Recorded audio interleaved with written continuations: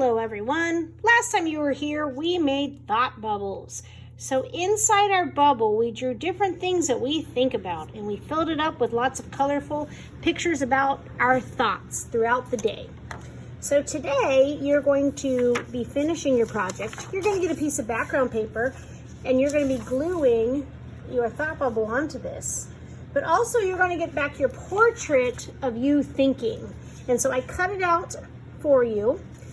And so it is ready to be glued onto your paper below your thought bubble. And it's up to you where you put it. If you want to make it look like there's a desk below you, you can leave a little space between the bottom of the paper and you and glue it there. And I suggest that you glue yourself down first before you glue down your thought bubble. All right, so I'm going to take the glue stick and I'm just going to go around the outside. Now, as tempting as it might be to try to want to draw on yourself or draw on your portrait, we are not doing that. We are just going to leave it the way it is because these are going to be hanging in the hallway, and so we shouldn't be drawing anything extra onto our face. So then I'm going to glue my thought bubble down. Now, you might have to do what I'm doing, which is where you have to stick it a little bit up over the paper so you can see on the back that it's kind of hanging over the top. That's okay if you need to do that. So mine's going to be just a little bit above the top of the paper. So once again, I take my glue stick, go around my thought bubble. Sailor, could you please go to room 103, Ken Sailor?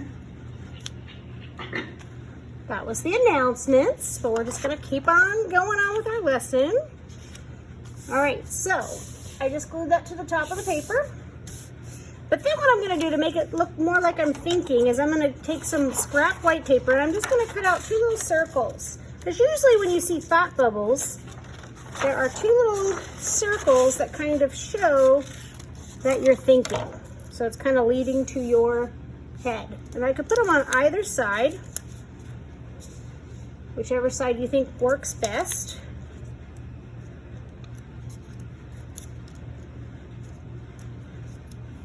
Okay, so now we see that it looks like my thought bubble.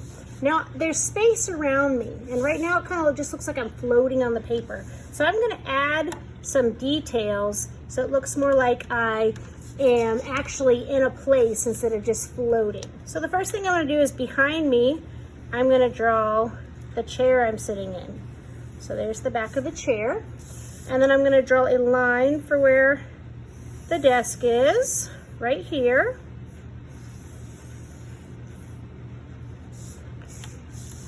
And I could put maybe something around me, like maybe I have a drink of some sort right here. And maybe over here, I have a book, because maybe I was reading.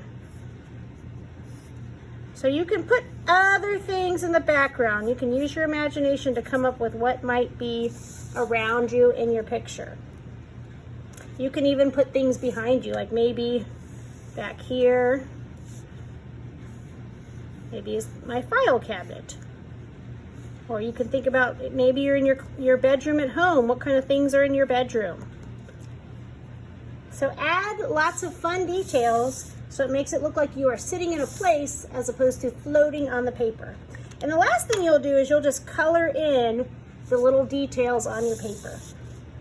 When you're done with this, you will put it on Miss Crane's desk. And don't forget to rewrite your name on the back because your name was on the thought bubble, but we glued it down. So there's no longer a name showing. So you will write your name on this and put it on Miss Crane's desk.